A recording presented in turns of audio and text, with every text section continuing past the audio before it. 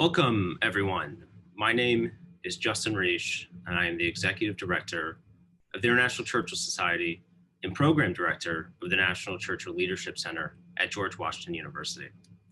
I thank you for joining me for this latest installment of the Churchill Leadership Series. Before I introduce my esteemed guest, please let me remind you of two things. First, this conversation is being recorded and will be available to watch for free on the International Churchill Society YouTube page after the event. Second, we will be answering questions from the audience, so please use the Q&A function to submit your questions. My guest today is Paul Ryan, who is the 54th Speaker of the United States House of Representatives. In office from October 2015 to January 2019, he was the youngest speaker in nearly 150 years. During his tenure as Speaker, Ryan spearheaded efforts to reform our nation's tax code, rebuild our national defense, expand domestic energy production, combat the opioid epidemic, reform our criminal justice system, and promote economic opportunity. In 2019, Ryan launched the American Idea Foundation, a nonpartisan, not-for-profit organization that expands economic opportunity by partnering with local organizations and academics to advance evidence-based public policies. And I am honored to also say a fellow Miami University alum. Speaker Ryan, thank you for joining me today. Hey, Justin, good to be with you. Thanks for having me. Well, I figured we would jump right into it and first discuss your career as a public servant. As you know, Winston Churchill spent his entire career as a public servant. And I first wanted to ask you, what inspired you to enter public service for your home state of Wisconsin? You know, basically, as my mentor, Jack Kemp, said, the battle of ideas. I came out of school focused on economics, studied a lot of political philosophy, studied the Austrians in school.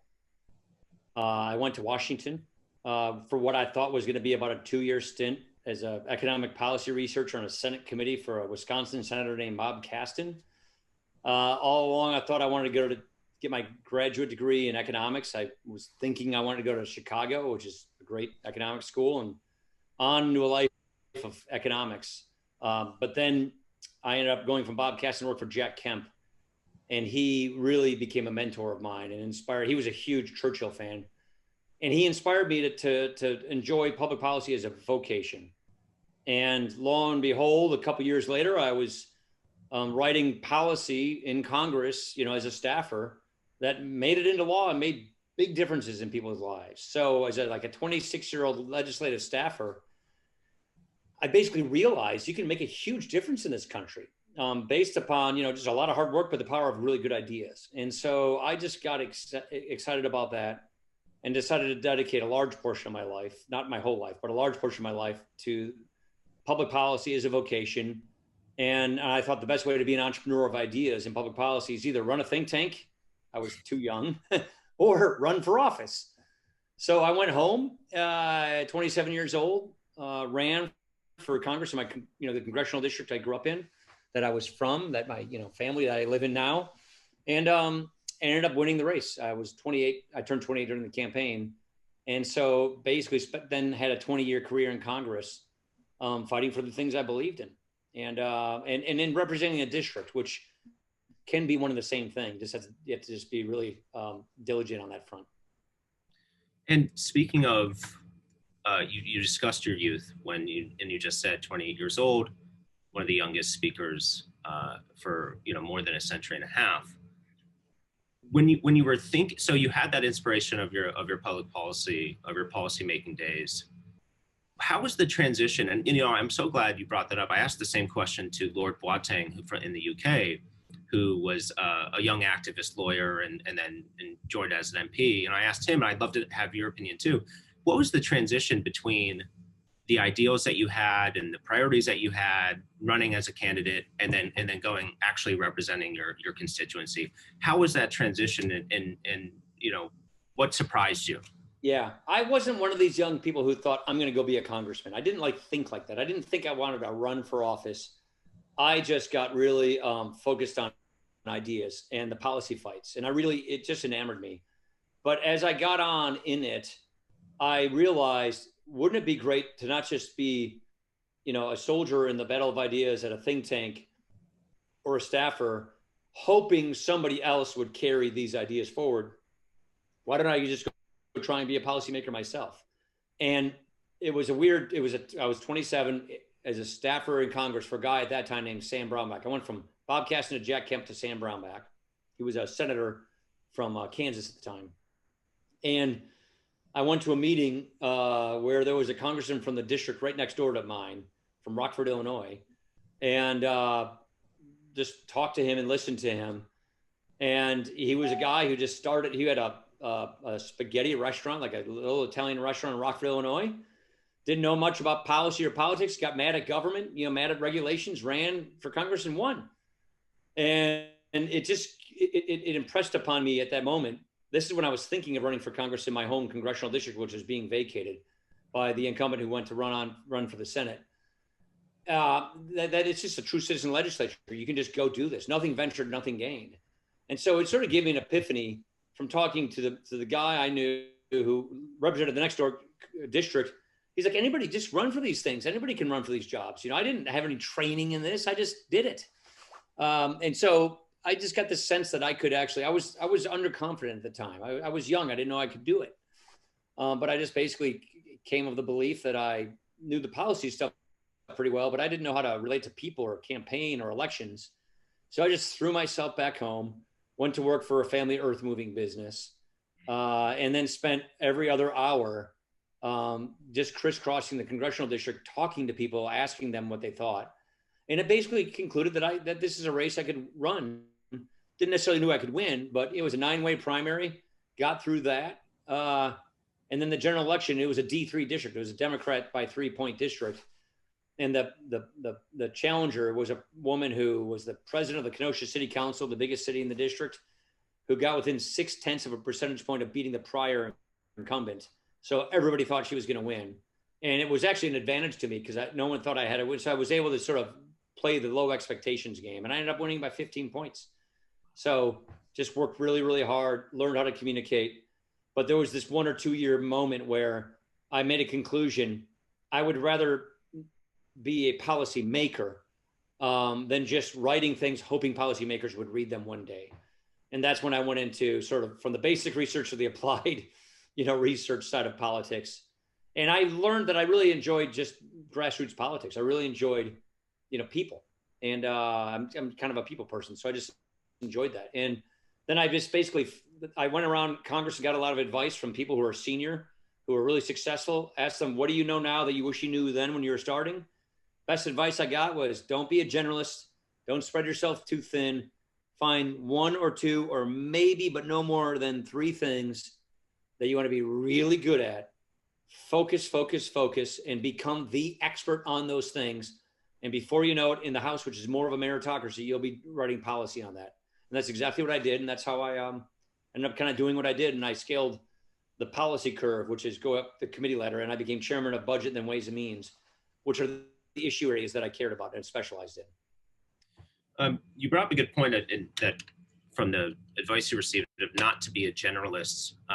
It seems like when it comes to making policy, and I will say 0 experience doing that, but can you talk a little bit about how being that advice of not being a generalist actually informed your work as representing your constituents as well, and really allowed you to focus on those 1 or 2 things, and that's where the impact was. Just talk a little bit further about that. So I went around and got a lot of advice, and I was always an ideas guy to begin with, and I was a supply sider. So I grew up in the think tank world for limited government, free market economics, focusing on those things. Hanging out with people like Larry Kudlow, who everybody knows who is these days. A lot of guys like Steve Moore, Larry Kudlow, Jude Winniski, Art Laffer, Bob Mundell. I spent a lot of my time with what were the sort of the pro-growth Reagan era economists, fashioning and forming my own beliefs and trying to advance these principles.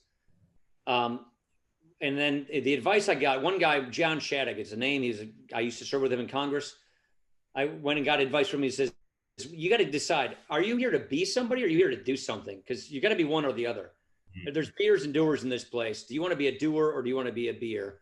right now, the way I would describe that is there's the entertainers, people who are focusing on just getting exposure on TV, on digital, just want to entertain and become famous, or there are the people who you don't see often as much on TV or on Twitter or whatever, who are doers, who are worker bees, who are workhorses, focusing on policy solutions and ideas.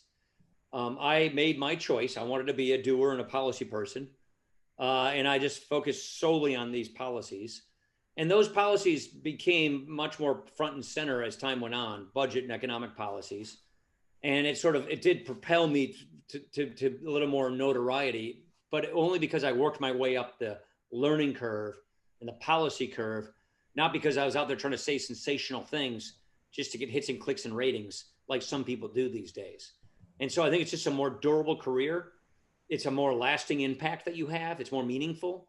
And right now, people in Congress sort of throw themselves in one of the two camps. Do you want to be political entertainment, or do you want to be policy making? And some can traffic between both, but that's very, very rare. And I chose the policy making. So I was never thinking of going into leadership. I got drafted into the speakership for circumstances at the time, but it was never my plan. If I wanted to be speaker, I probably would have tried the political entertainment route, raise a bunch of money, go on TV as much as possible, get famous, and then be in leadership. I just wanted to do policy. And Mitt Romney actually picked me to be his running mate. That gave me a lot of fame. I was sort of an obscure budget guy at the time. And I think that combination got me to where I was in the speakership. But I'm a big, big believer that the meritocracy of Congress, of ideas and policy making, doing your homework, knowing your principles, understanding your philosophy, being able to debate and converse with people and persuade, which is really what I got out of Churchill. That is so much more durable. You're not going to be Icarus, you're not going to be fleeting. You're going to have a much more durable, more meaningful career. And that's kind of the way I chose to do it. And I totally believe in that model. And before I ask about leadership specifically, let's pick up on how Churchill, how did he inspire you in your public servant life? Yeah, Jack Kemp kind of got me into Churchill. He was a huge Churchill fan. So I chewed through Manchester's books when I was, 23, I think, 24. I just read Andrew, I'm looking at my bookshelf here. Andrew Roberts, Walking with Destiny. I just read that about a year ago. My dad, what's that? Long book. Yeah, it's a long book. It's a long book. It takes a while. My dad had all of Churchill's books on our bookshelf. He had read them. My dad died when I was a kid, but he was a big Churchill fan. So there was a reverence for Winston Churchill in my family. I always would see these Churchill books on our family bookshelf. And I'm an Irish Catholic from an Irish descendant family. So there's definitely Churchill lore there to speak of. But my dad had a big Churchill following. I read a lot of Churchill when I was a young man, inspired by my mentor, and it just so resonated with me. His wit, his intellect, his courage, his confidence, his ability to lead, and all the skills and the trials and tribulations he went through, and his wilderness years and what he had to endure until he was the man for the moment who effectively saved Western civilization. I think it's a history worth understanding and repeating if one can. And so I just became consumed with things Churchill because I thought if you want to aspire to be a leader, this is a great role model to have. I don't drink like he did, but but I just, and just the humor, man. I mean, I think disarming really tense situations with quick wit and humor is something that I've always tried to learn to develop. And I got that solely from Winston Churchill. I will say, you bring up setbacks, wilderness years. I'm sure you have experienced setbacks in your careers as well. Let's talk about how resilience, how learning from mistakes, what's your experience with both of those things? So yes, I've had all of that. And again, like I said, I lost my dad when I was a kid. So I always went to mentors or people I never knew who inspired me. Ronald Reagan's one, Winston Churchill's another, who inspired me to say, this is how a leader leads. This is how a person acts. This is the right disposition.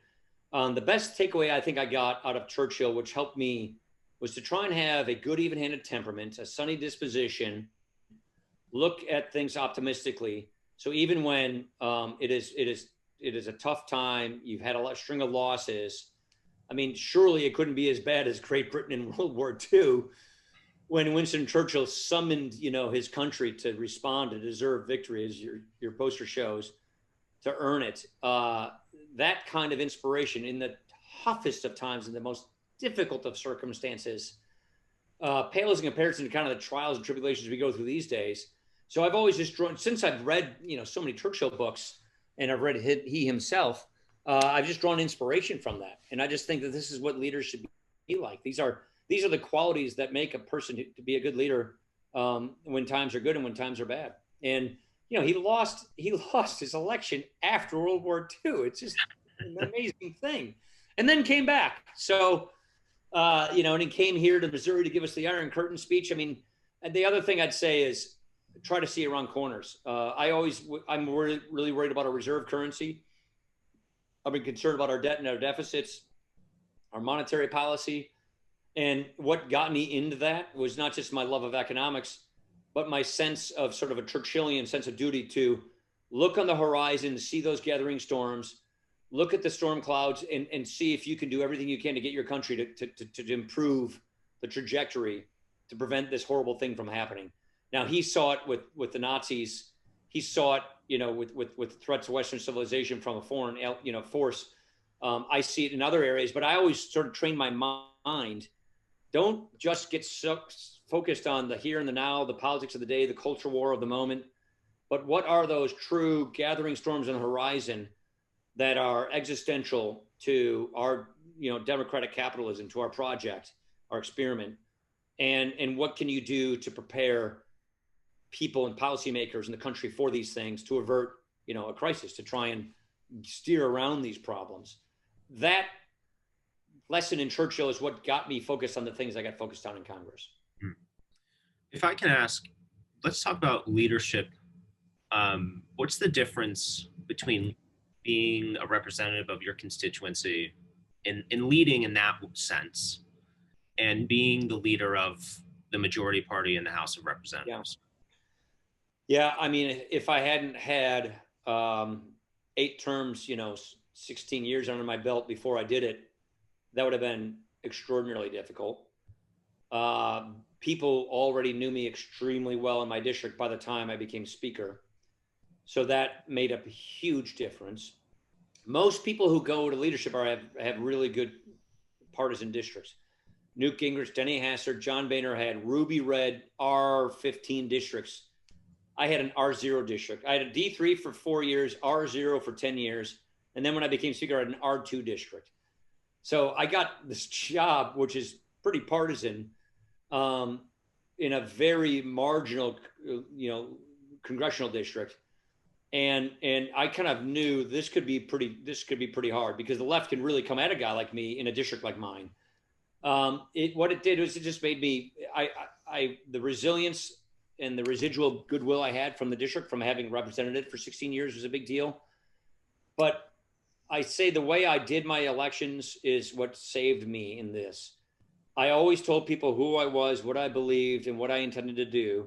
Hopefully you'll agree with me. If you don't, I still want to listen to your concerns. I still want to have an open door policy. But if I tell you who I am, what I think, and then I get elected, then I have an obligation to work on these things. Then I have a moral authority. So I always believed in choice-based elections, not a referendum on the opponent. I don't like those kinds of elections.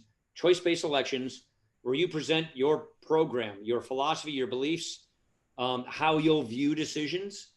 And then that's the filter you'll use to make decisions, because things come up that are unforeseen all the time. But I ran as who I am, and I got elected based on who I am. And so I voted based on who I am. The Milwaukee Journal said I was the most conservative speaker in the history of this country based upon all my voting records and my philosophy.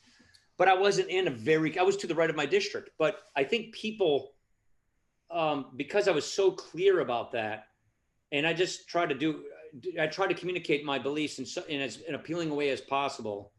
in an optimistic sort of inclusive way, that people gave me a lot of mulligans. They basically gave me a whole bunch of leeway.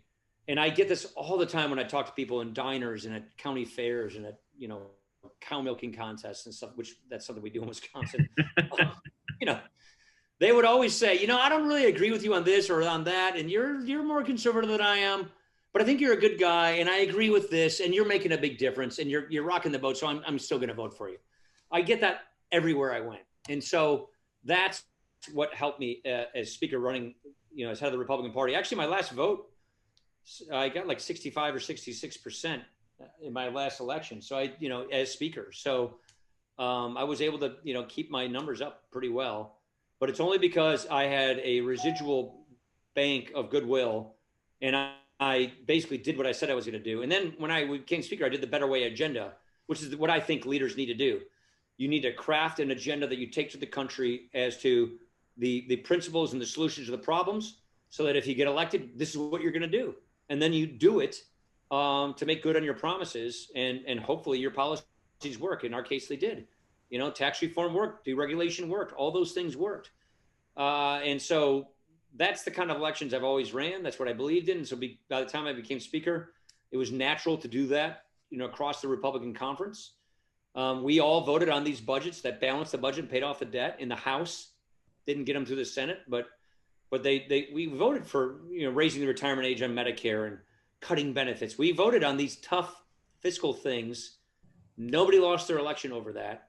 And so I'd like to think that we became much more of a robust ideas party. I don't know if you could say that that's where we are now, but that's what we had been. And it made it pretty easy, frankly, to get reelected in my congressional district, even though I was, demonstrably to the right of my district.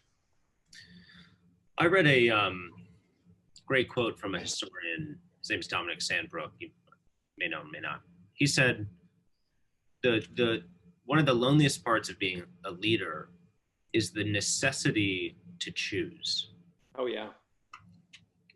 What's your response to that comment? And what sort of experience did you have in terms of that necessity? Yeah. Two things. The tough choices are the personnel choices that affect people and their careers. When you're a leader, you have to do that. Those are difficult choices. You want everybody to do well in advance. You can't do that. And sometimes people make mistakes in Congress. You're the cop on the beat. You're the principal. You have to, and then you have to make policy choices in a collaborative government where you don't. It's not a parliamentary system. You can't really call the final shots as Speaker of the House like you can as Prime Minister. You can call shots in the House, and then you got to go to negotiate with the Senate, and then you got to go negotiate with the White House. So you have to make policy decisions in real time at the last minute that do compromise. But you've got to have a sense of what is a step forward versus a step backwards in those compromises, and get as much as you can when you can, and then go back for more later. And you have to have that sort of that approach. If it's this all or nothing approach, this take it all or leave it, you'll never get anything done. I was younger and more idealistic when I started in Congress. As time went on and I became a committee chair and I was writing and negotiating bills, I learned that the founders truly did intend a system whereby we would compromise. We wouldn't compromise core principles, but we would find common ground in legislative compromises that made things better. That was 70% of what you wanted, not 100%. But if you're sort of an entertainer, a provocateur, in Congress, who's built a brand on being pure, you'll never get anything done. You will not be a legislator. Churchill clearly understood this, totally. And so that's why he and others were sort of my mentors. And that's why I sort of ended up becoming more of a legislator. I was sort of a younger ideological think tank kind of guy in Congress, pushing the fold. As I became older and more senior and had responsibilities, I made a decision somewhere along the line. I don't know exactly where it was. Do I just want to, make an argument, or do I want to make a difference? And I decided I want to make a difference. I want to be a legislator. Actually, it's after I came off the 2012 race when we lost. I was chair of budget committee. We had this horrible sequester, which was killing our military. And Obama was Obama. And my counterpart was Patty Murray, this Democrat. chairman of the budget committee because the Democrats controlled the Senate. We only had the House. And so I did a budget deal with her for a 2-year deal. We got relief from the sequester. So I got the military spending I wanted. She got some of the domestic spending we wanted. And I got some of the spending cuts I wanted, but those exceeded the spending increases. So it was net deficit reduction, got the military, sequester off the military, and she got some stuff she wanted. But in the net, it was an actually exercise of debt reduction and deficit reduction. Not nearly the amount I wanted, but more, some of it is better than nothing. So I made a decision in that moment, I'm going to be a legislator. And frankly, my days of probably being a party darling, a purist, are probably over. But because I don't care, I'm going to go be a legislator. Then when I decided to be speaker, I knew that decision was going to kill me as sort of a viable darling of the Republican Party, as a person viable in a presidential, sweepstakes, as in a primary. Because I was going to go get deals with Mitch McConnell, Chuck Schumer, and Nancy Pelosi, and then Barack Obama, and then Donald Trump.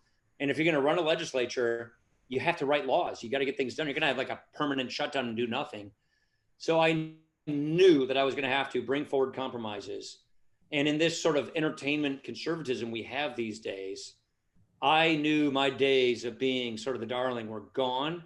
I was okay with it because I just chose, I'm going to take my career to being a legislator and just get stuff done and be a leader. And if you're going to be a leader, you got to be willing to lose these jobs and be good at these jobs, or you got to be willing to lose some form of your aspiration. I didn't have huge national aspiration. I flirted with it, but I just basically knew if I'm going to go be a leader in the legislature, I'm not going to be a contender for president. So just go be a leader in legislature and be good with that. And these are choices you make in your career, huge choices. But if you want to be a good leader, you have to make those kinds of choices. And then when you're a leader, you got to be willing to lose these jobs to be good at these jobs.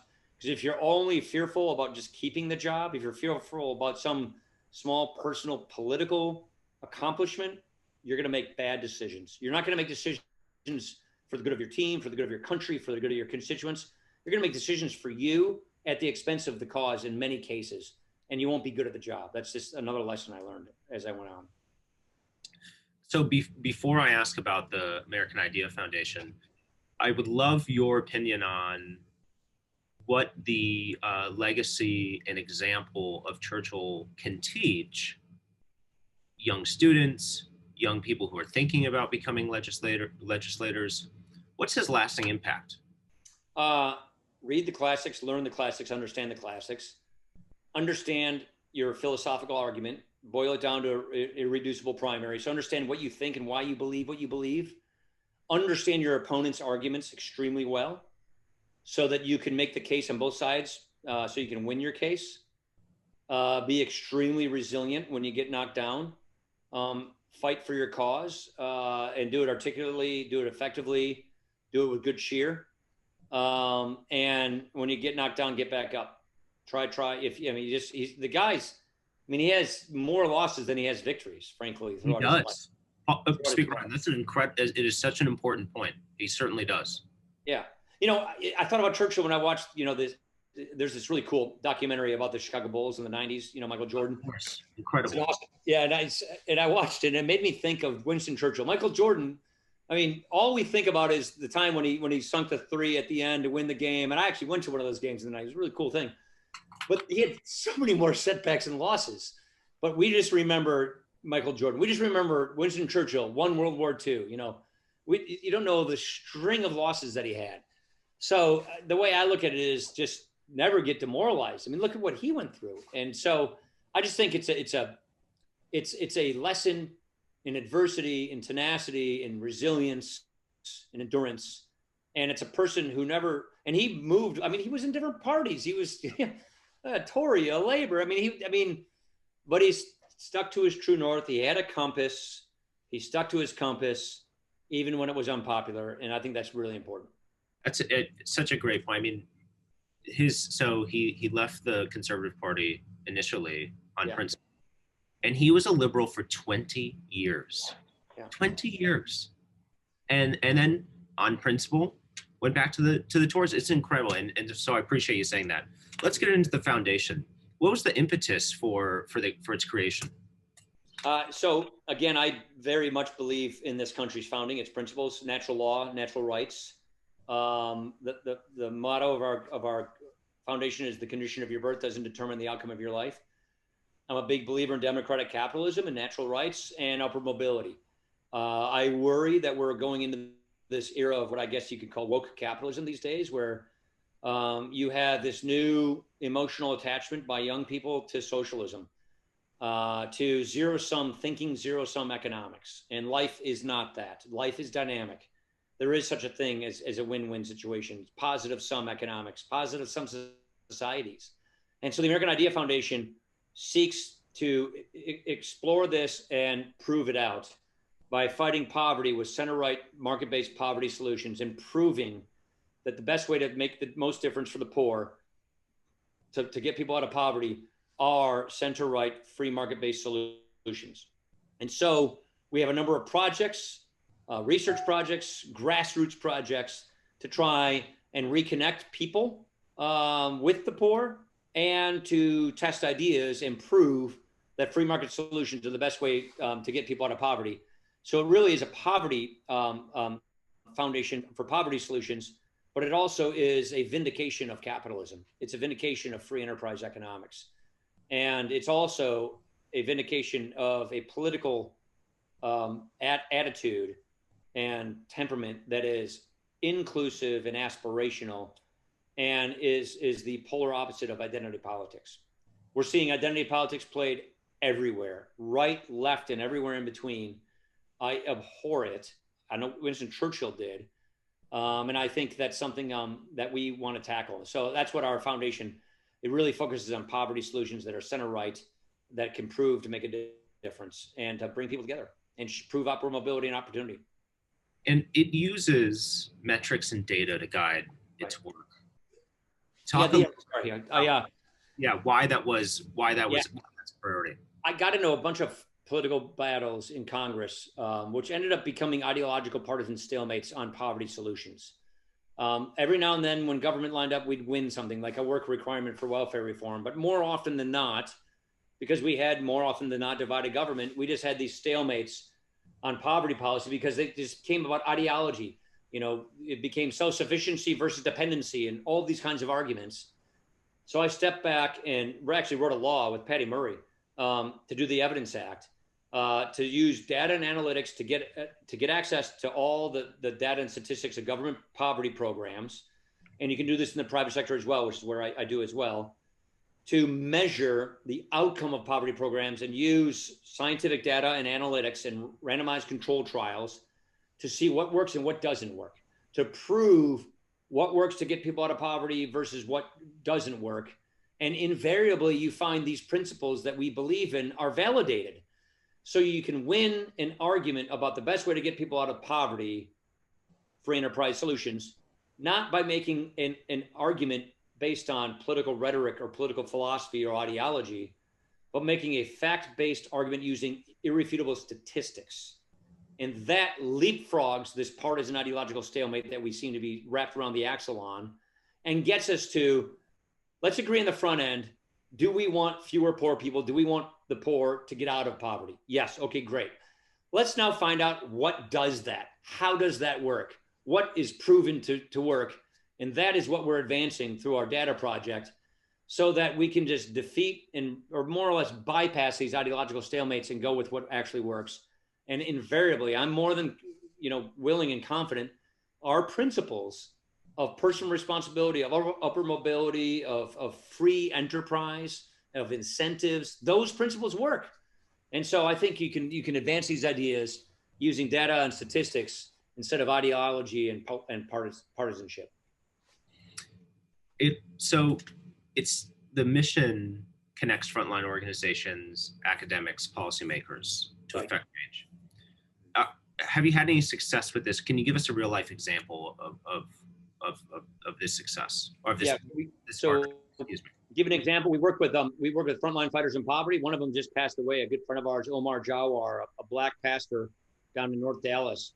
He had COVID and just passed away. And he and his partner Anton Lucky, a former gang member, were basically getting kids out of gangs and doing gang prevention, doing a great job in the inner city of Dallas of making a big difference. So we brought some rigorous data and evaluation to the program to show how you can measure it, scale it, and replicate it.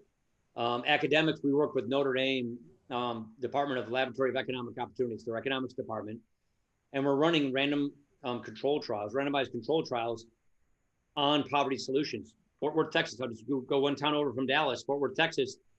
Catholic Charities has a program there, the Padua program they call it, which is creating a navigator to work with, a case manager navigator to work with the poor to develop a plan with incentives and disincentives to get people, to help them get themselves out of poverty. And we're doing rigorous analysis on how and why this works and how it works and what doesn't work and what does work, so that we can build, scale, and replicate this across the country to build these things. And invariably, these principles we've been talking about are imbued in the design of these programs. So we then work on scaling and replicating this around the country, getting people to see if this is what you're trying to achieve in your community, in this part of poverty, this problem, homelessness, addiction, keeping people in technical college, getting people just literally out of poverty. Here's what works. And so we're sort of an aggregator of these solutions and getting that story told. Those are some of the things that we're doing at the American Idea Foundation. You connect grassroots leaders, poverty fighters who are working with the poor, with academics, with problem solvers, with resources, and then proving a concept, and then telling that story and scaling it. So before we get into some great audience questions, and thank you everyone for submitting them, let me ask you one last question about the foundation. Let's put your 25-year-old hat back on, or 24, whenever you were working in policy before becoming a representative. How do you translate your success, and you talk about scaling it across America? How do you get the attention of policymakers with your success? Where's that connection? Yeah, I used to write the kinds of papers that I would hope policymakers would read and then act on it, and then go meet with policymakers to pitch these ideas. That's what think tanks do. I'm a fellow at the American Enterprise Institute right now doing that again.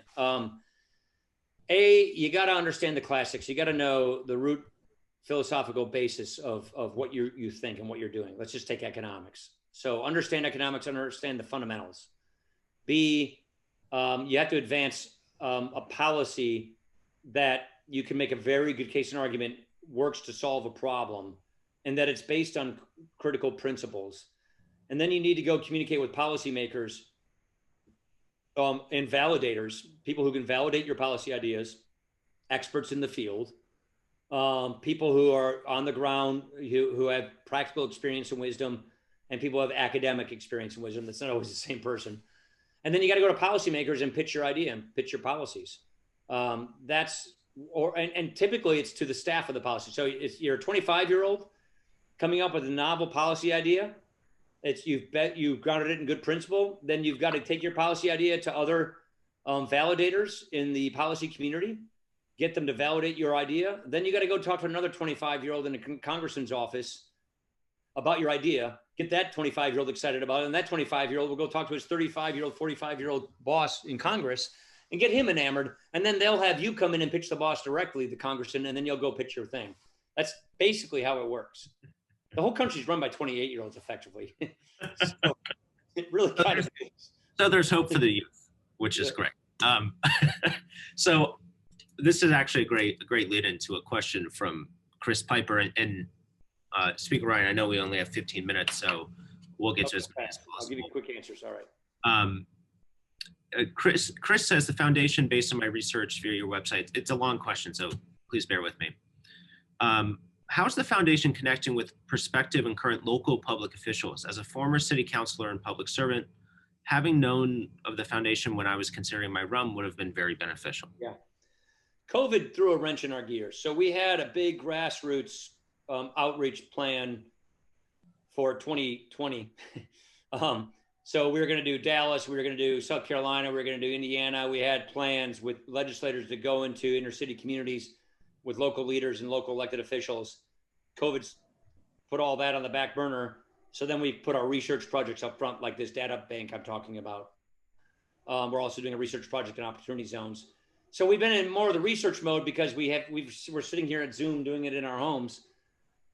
Yeah. So this summer we're going to start our grassroots wing of the foundation back up. I think we're doing South Carolina and Indiana to begin with, Indianapolis, and we're going to Tim's town, right? Tim Scott's hometown, to Columbia.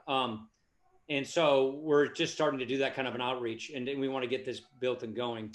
But frankly, COVID kind of put us in the back seat on that. Yeah. Moving to, this is from someone in the Ukraine. As you know, Churchill has international reach, which is great. And slightly long question, so Speaker Ryan, please bear with me. If you could give one piece of advice on the most important part of public service reform that would promote the involvement of patriotic and professional people, what advice would that be? Ukraine now has great demand from society for profound changes, but we have significant problems, not only because of Russia's ongoing aggression, but also because of corruption in institutions. Yeah. So please. So to a Ukrainian, I would say you've got to build your institutions. You cannot have a government based on the power of a personality or two. It will never work. You have to build up your institutions. And so, look, I won't prescribe specifically what kind of government they ought to have or how they should have, how a democracy should work, but you've got to have separation of powers. You have to divide and separate the powers of your government in such a way that they work in healthy tension with one another so that one cannot usurp the others. It's extremely important. And then you have to build up those institutions, an independent judiciary, independent legislature, an independent executive. And you have to build up those institutions in that. And then you have to have transparency. Here in America, one of the reforms I've always been for, I moved it on the floor a couple of times in the House, but couldn't get through the filibuster, is with this thing we've called the Congressional Review Act, or the REINS Act, which is right now what happens in modern democracies is you'll pass a vague law, and then the bureaucracy, the unelected, regulators, the bureaucrats write that law through rules and regulations, and then in many countries' cases, corrupt leaders of the executive branch use their discretion in a corrupt way to exercise those laws. You need to have the legislature be a little more accountable, bring those rules and regulations back to the legislators' formal approval before they go into effect. Most state legislatures do this. So you pass a law, let's just say Clean Air Act, pretty big, broad law. And then the regulators go and put the regulations that really mean that put teeth into what that law is, how it works. That's got to come back for the legislature to finally approve, formally approve, or amend before it goes into effect, so that you experience laws truly written by your legislative executive, by your representative, the person you voted for, and not by some unelected bureaucrat who can go down the crony trail and have corruption. So there are institutional reforms like that I think are really necessary to build a durable democracy, a durable self-governing system. This is actually another great question from Chris Piper. This is about Churchill. So he said, my question relates to Churchill, is about his strength with providing a vision. This goes back to the I believe the American way, excuse me. I have a 9-month-old daughter, so sometimes things just disappear. So the question is, at local level, elected officials lack communicating a vision. Do you think in these times of adversity and chaos in our local communities, the importance is greater now for our current and prospective public officials to establish a vision statement? Absolutely. But right now we're being divided. We're being divided along many ways and many lines. I think there is a great thirst for inclusive, aspirational, optimistic, unifying people in the communities. So the police are under fire. The police are really under fire. I think having some African-American community leaders embrace the police and work with the police to fix problems, at the local level, things like that. And then, push the interlopers out. There's going to be some interloper coming into communities who are going to try and get free, cheap press at the expense of the local community and leave a wake of polarization behind them. So I think local leaders can do a lot to try and heal their communities, bring people together, and have a vision for a pluralistic society of people coexisting and not and advancing the positive sum theory of life. One person's gain does not necessarily come at another person's loss. Regrettably, though, that type of thinking and philosophy is pervasive in communities these days. So I think to fight that philosophy, to counter that philosophy, I think there's a huge thirst for that. That is what people want. That's what, that's what America is. So I just think a regeneration of that would be really helpful. And I think a local leader who can sort of have that vision, apply it, and then demonstrate it would be a breath of fresh air. This is a very interesting question from an anonymous person. So recently, you may have seen the UK released the Commission on Race and Ethnic Disparities report. And they would like to know, do you have any thoughts on that? Because it seems from their point of view, it seems like your foundation approaches some of the recommendations, at least on the US side, kind of mirrors some of the recommendations that this report makes. I apologize. I haven't seen the report, so okay. I just don't know. I just don't know. Yeah, no worries. Let's talk about, with the last 5 minutes here, Speaker Ryan, let's talk about leadership in action. So where I sit now is the National Churchill Leadership Center at GW, right in the heart of Washington, D.C. And our core mission is to educate, of course, GW students and community, but also the broader DC community as well, about leadership in action.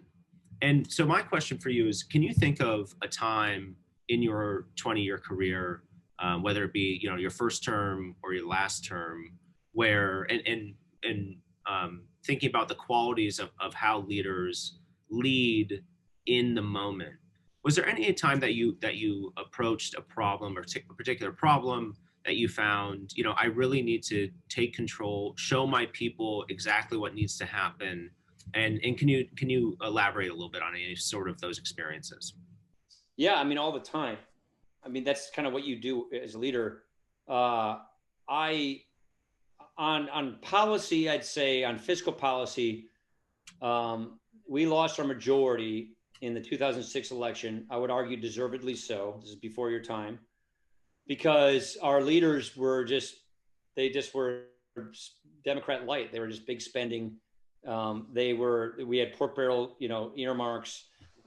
We even had a guy go to prison for earmarks at the time, a guy named Duke Cunningham. And I just thought we had lost our way. And I made a case for that, became the ranking member of the budget committee. I was 36 at the time. They took a risk on me. I was 13 deep in seniority. And I just said, look, I think we've lost our way as Republicans.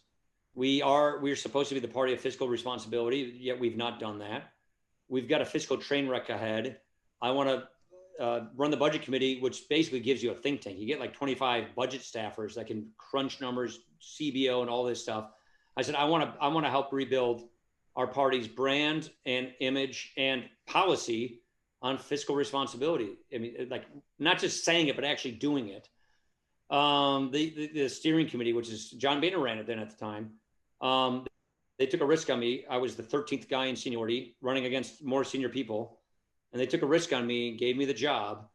And then I went to work for about a year and a half, going through the entire federal budget, working with the Congressional Budget Office. And I built a budget which was named then the roadmap. We call it the roadmap.